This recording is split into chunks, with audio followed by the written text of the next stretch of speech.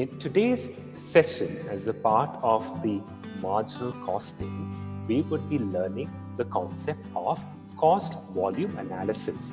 We would be learning the concept of cost volume analysis. So far, while learning marginal costing, we saw that marginal costing is a costing technique which considers only the variable cost. Fixed cost is not considered while pricing the product. Fixed cost is not considered while pricing the product. So that may leave you maybe with a big question. So if that's the case, what happens with the fixed cost? So in marginal costing, what happens is the fixed cost is recovered from another measure or another pool of money, which is called as contribution. It is the fixed cost of the company is recovered from another pool of money, which is called as the contribution. So why is marginal costing so important, or why is marginal costing so critical? It can so happen that the facility or the infrastructure that has been created by the business, it may be used for a fairly long period of time. So let's pick up the example of a college.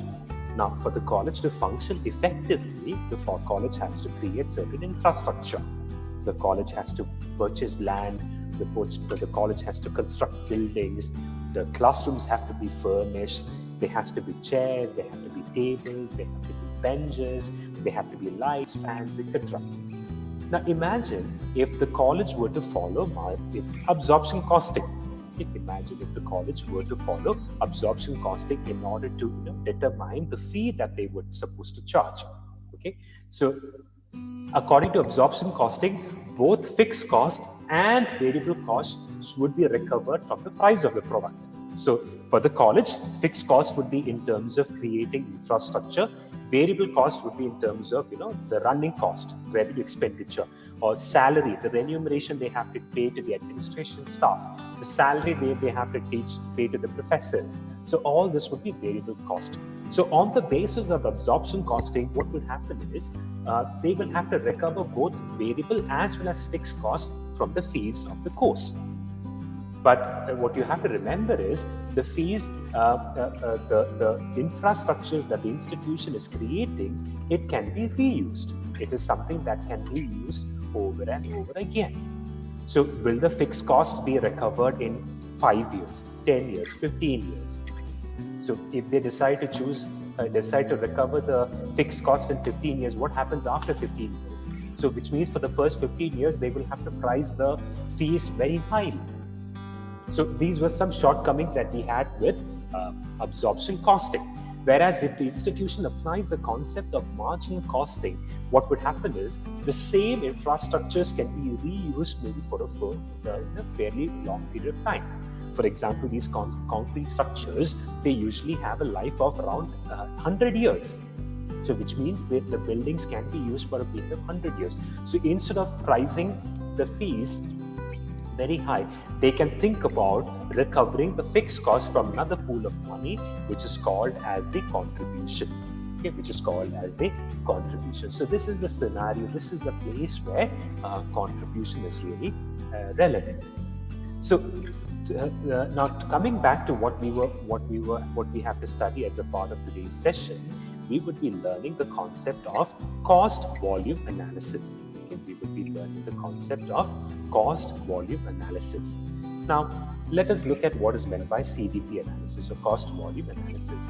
Cost volume analysis is an extension of the concept of marginal costing itself.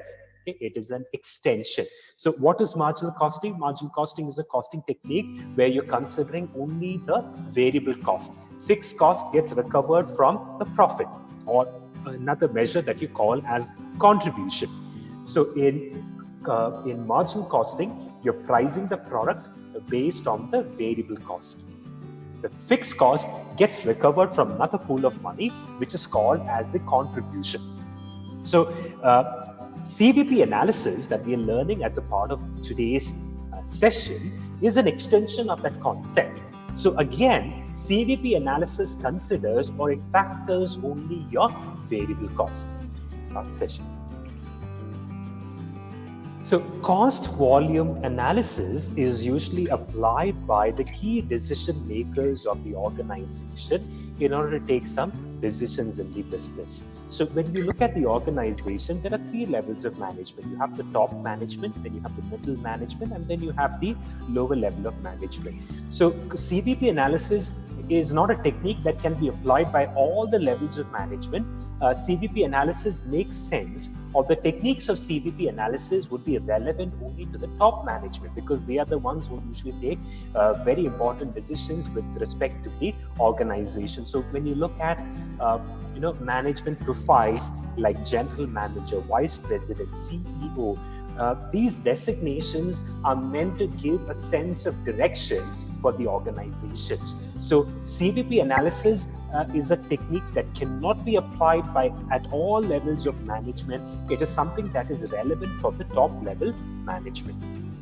Next thing is, why does the top level management need to apply the concept of CVP analysis? CVP analysis is applied such that the firm can increase or the firm can maximize its profit. Okay? The firm can increase or the firm can maximize its profit. So financial management, you must have learned there are two objectives to financial management. One is wealth maximization and the other is profit maximization. Wealth maximization talks about improving or increasing the wealth of the shareholder. So the wealth of the shareholder can be increased in terms of share price. It can be increased in terms of brand value. It can be increased in terms of coming up with extremely good products. So these are some of the methods by which you can go about wealth maximization. But CVP analysis, you would not apply for wealth maximization. Instead, CVP analysis gets applied for profit maximization. So what is profit maximization all about? Profit maximization is about increasing the profit. You were earning for 50 rupees as your profit this year. Next year, your target is to earn 70 rupees or it is to earn 80 rupees. So if you're driven by the motive in order to increase your profit, then you're said to be focusing on profit maximization. Profit maximization can be enhanced by two ways. One is increase your output. Second is reduce your cost. I'll repeat that. The profit of an organization can be increased in two ways. First method is by increasing the output. So until last year, you were producing 100 units. This year, your focus is to produce 150 units. So what are you trying to do? You're trying to increase your output. The second method by which you can increase the profit of your firm is by focusing on reduction of cost. What does that mean? So in order to produce, let's say 100 units, your cost was 50,000. Okay? So to produce 100 units, your cost was 50,000. Now you want to produce the same 100 units at a cost of 40,000. So what are you trying to do? You're trying to reduce the cost. Okay? So profit maximization can be accomplished in two ways. One is by maximizing your output. Second is by reducing your cost. So CVP analysis will help you to increase the profit. It will help you to understand, should you focus on increasing your output or should you focus on reducing your cost? So this is another scenario where CVP analysis gets examined. So all this while I was talking to you about the benefits of CVP analysis, who would be using CVP analysis, why would they need to use CVP analysis, but what is CVP analysis really all about? CVP analysis talks about the relationship between cost and your volume. Okay, so CVP analysis aims at establishing the relationship between the cost and your volume. So let's say you were producing 10 units, you are incurring a certain cost. Now from 10 units, you decide to increase to 100 units. Will your cost remain the same?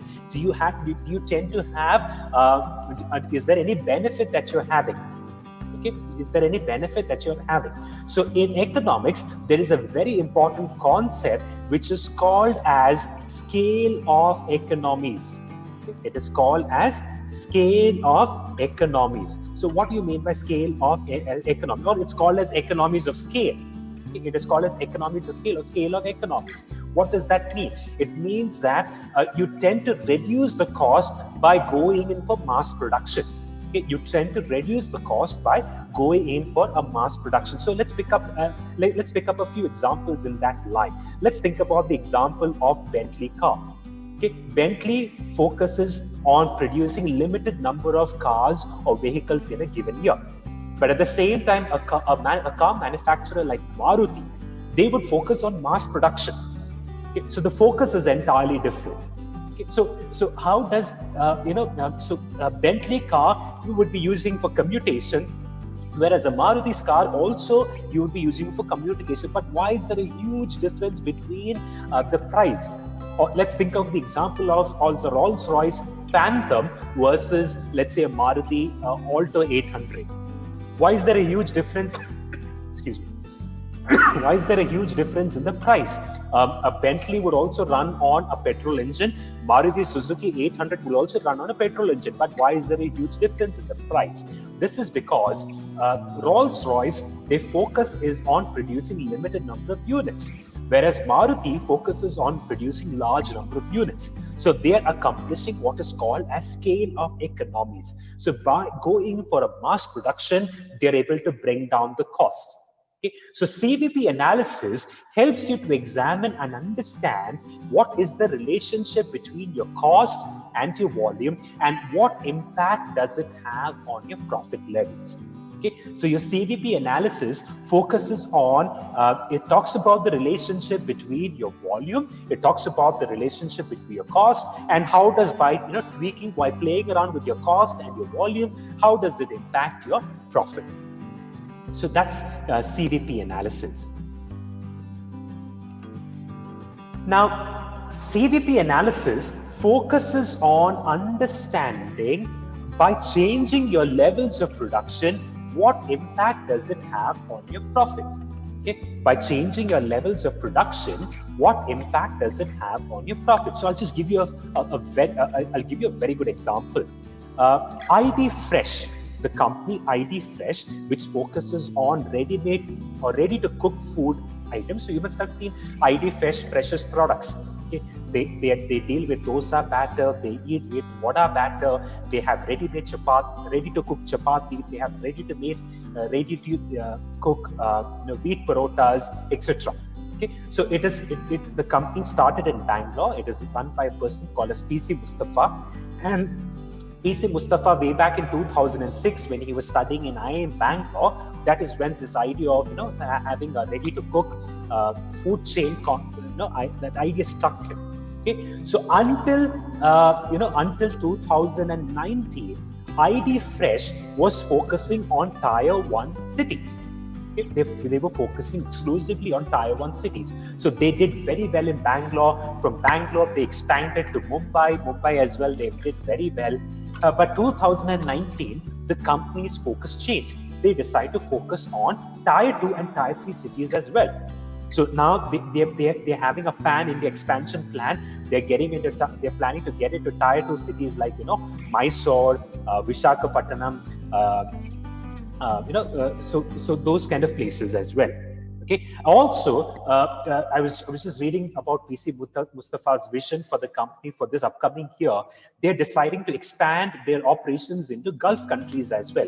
They've already started operations in 3 Gulf countries. They've started in UAE. They've got a very positive response. So they've decided to rapidly expand into other Gulf countries as well. So now, what is the company focusing on doing or carrying out over here? They're trying to increase their level of production. They're trying to they're trying to scale up their level of production. But scaling up their level of production, will it have a positive impact on your profit, or will it have a negative impact on your profit? Okay, will it have a positive impact on your profit, or will it have a negative impact on your profit? Because sometimes what happens is vigorous expansion may not always yield positive effects for you.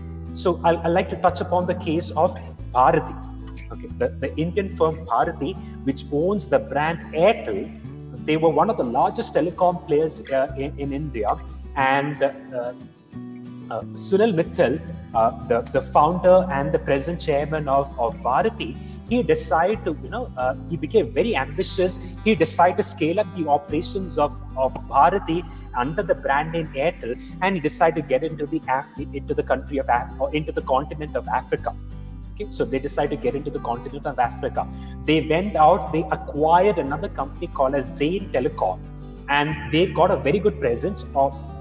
So Zain had a very good presence in the continent of Africa, and Sunil Mittal was very ambitious to expand his operations over there. But over the years, his strategy proved to be very fatal. Bharati has been reporting losses after losses for a fairly good amount of period of time. But why has this happened? Did not Bharati scale up the operations? Did they not have a presence now more than one country? What happened? Where did they go wrong? What they realized was that the cost of carrying or cost of running their operations in certain African countries proved to be very, very high compared to their revenues. So Bharati was forced to sell out their stakes in some of the countries, some of the African countries, to other local telecom operators. Okay, so sometimes scaling up your production may not always have a positive impact on your profit. It can have a negative impact as well. Okay, it could have a negative impact as well. So as entrepreneurs or as businessmen, it is very important for us to have a systematic analysis of whether scaling up your production will that yield positive effects for you. And CVP analysis is one such technique that will help you to evaluate. Okay. So sometimes for a company to always scale up the operations may not always prove to be a positive strategy. It may prove to be a negative strategy as well. So the next part of the session, I would like to discuss with you what are the objectives of CVP analysis. What does CVP analysis hopes to accomplish in a firm? By implementing CVP analysis in your firm, what are the expectations that you're trying to fulfill? So we just already learned in the previous slide that CVP analysis is applied by the top level management. But what are we trying to accomplish by implementing CVP analysis in a firm? So let's discuss this point one by one. The first objective that CVP analysis hopes to accomplish is that it helps you to forecast your profit accurately. Okay, it helps you to forecast your profit accurately. Now, there are different techniques which are available to forecast your profits. Okay, there are different techniques that would be available to forecast your profits. But all techniques may not prove to be effective. All techniques may not prove to be effective. The level of accuracy may not be very good. Okay? The level of accuracy may not be very good. So previously, as a part of my experience in the corporate, for almost 2 years, I was associated with a company called as First Solutions. And over there, my role as a business analyst, I was expected to do business forecasting. So one of my evaluation parameters was how effective was my forecast, and I was only allowed to have a variation of plus or minus 5. So if I give a forecast saying that the sales will be 100 units, then my forecast has to be within the range of 105 to 95. So if my forecast, the comparison of the forecast with the actual proves to be beyond this bandwidth or beyond this range, then my forecast technique or the forecast that I've done, it would get rejected. Okay, so it is very essential when I was doing the business forecast for the organization, I have to ensure that I forecast it very accurately. So there were a lot of techniques that I was applying. There's called as seasonality. There's called as normalization. So there are a lot of things that gets applied. But my point over here is whenever we apply forecasting, forecast has to be damn accurate, or it has to be extremely sharp. Okay, so if you actually happen to listen to some of the talks, now that I've touched upon the example of ID Fresh, PC Mustafa, has shared, there are so many times when they have shipped out 100 packets of, ID Fresh's batter, almost 80 of them have come back.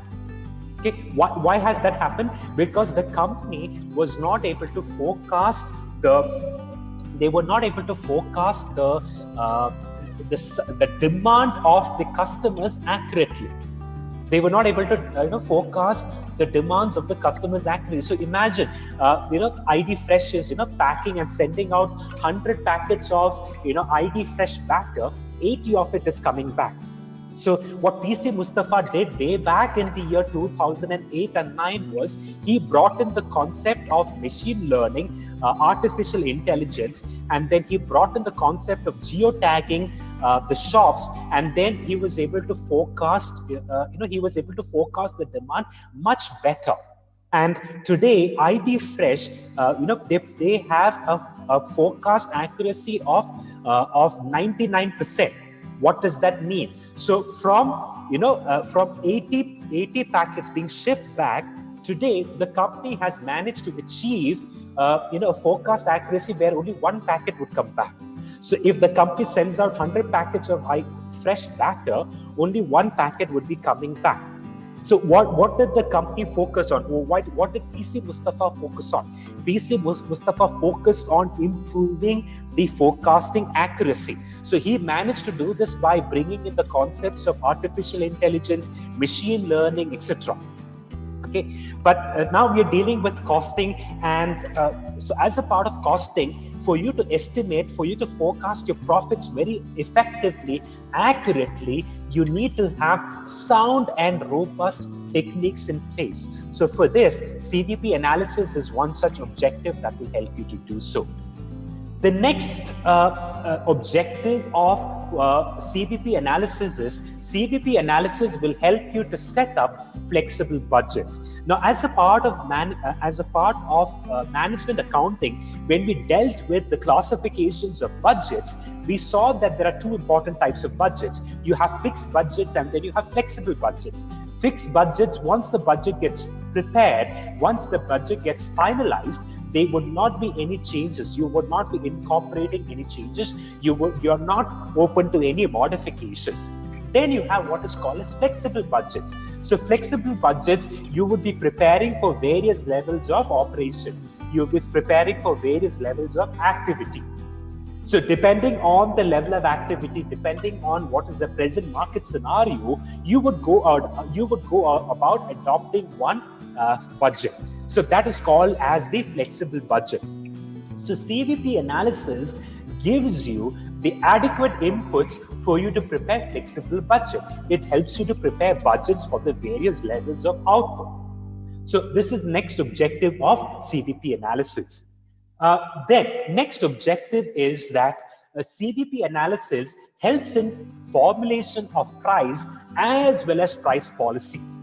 It helps you in the formulation of price as well as price policies. Now, price and price policies, these are two broad concepts by itself. The concept of price and the concept of price policy, these are two broad concepts itself. So price refers to what is the end price tag that you're assigning for your product or your service. Okay, so if I were to go to a market, or if I were to go to a shop, and if I were to buy a product, if I were to avail a service, there is some amount of money that I'm expected to pay. That is referred to as price. Then you have price policy. What is meant by price policy? Price policy refers to the framework within which you would derive the price of your product.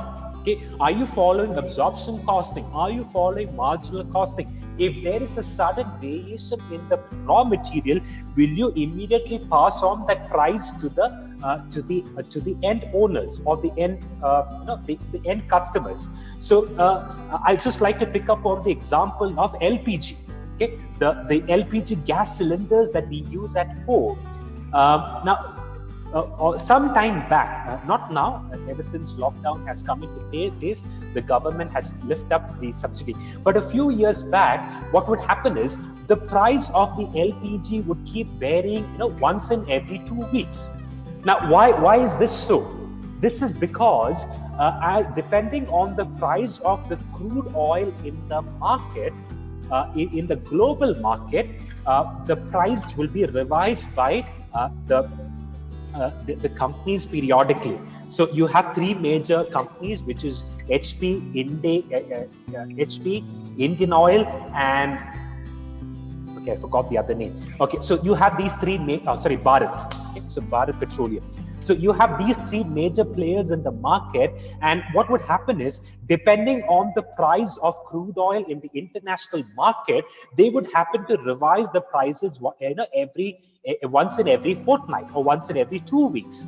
So what are they trying to do? They're trying to pass on the increase or decrease in the price to the end customer image. So that's a price policy that they have framed. Okay, that's a price policy. So any changes in the crude oil in the international market, it would be revised within 2 weeks.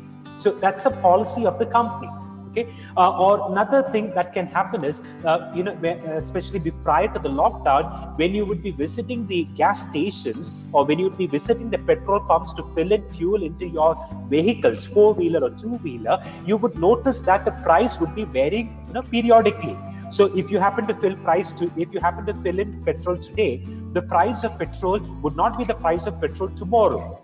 Why is this? Because these three companies, again, that is Indian Oil, Bharat Petroleum, and HP, Hindustan Petroleum, they would be revising the price of petrol and diesel on every day, on a day. So they follow what is called as MTM, or mark to market. Okay? Mark to market. So depending on the prevailing crude oil prices in the international market, every day the price of petrol and diesel would get revised. So that's a price policy that they're following. Okay. Whatever be the change in the raw material, immediately the changes would be reflecting in the end product. But this may not be the case in the case of all the products. So for example, biscuit. Okay. Now, one of the key ingredients to your biscuit is your flour. Okay, is your wheat flour. So depending, irrespective of whether the wheat prices goes up or wheat prices goes down, for a certain period of time, what would happen is the price of the biscuit would remain the same. Why is this? This is because the price policy which is followed by the FMCG company is something different. They would be having a price policy of revising the price of the product maybe once in 6 months or maybe once in a year. So that's the price policy that they are following. So now, in order for you to determine what kind of a price policy that you should have in your firm, you must have certain policies in place. So you have to build up certain frameworks. These frameworks can be built up with the help of CVP. Then next objective of CVP analysis is it helps you to evaluate your cost control measures.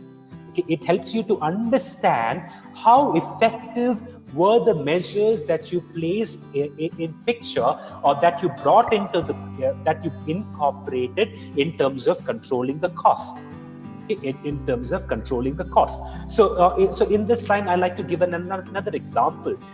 Some time back, when I was working with IBM, we had coffee vending machines almost in all the offices, and at all these coffee vending machines, they used to have disposable paper cups. They used to have disposable paper cups. But 2008, 2009, due to the Lehman Brothers situation in America, the company was forced to implement a lot of cost control measures. So as a part of this cost control measure, what the company did was the company gave all of us, free mugs with IBM branding. Okay? They gave all of us coffee mugs with IBM branding. And then what they did was they removed the paper cups from these coffee vending machines. So the company was indirectly sending a message: if you want to drink tea or coffee, you bring your own cup, wash it, and then use it. So that was a message, a clear-cut message that the company was sending out.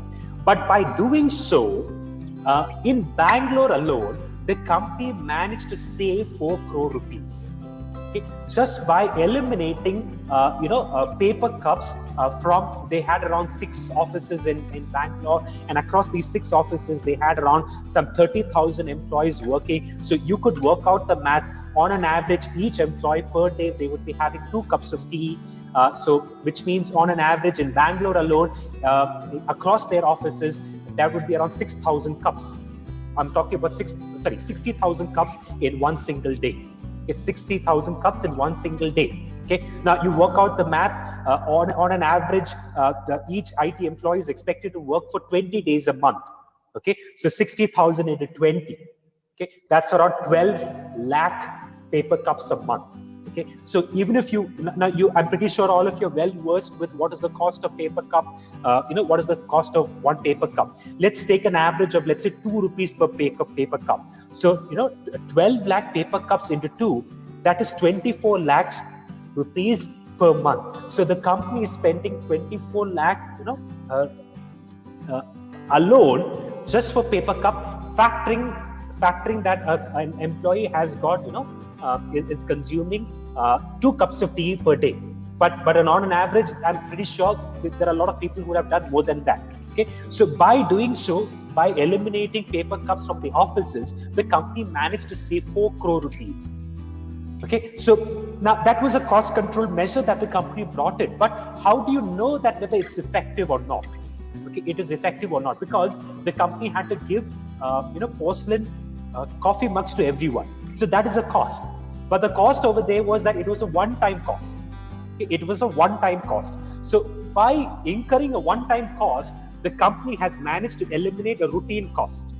Okay, by incurring a one-time cost, the company has managed to eliminate a routine cost. So the company brought in a cost control measure. Now they want to do an evaluation to see how effective is this. So this is another objective of CVP.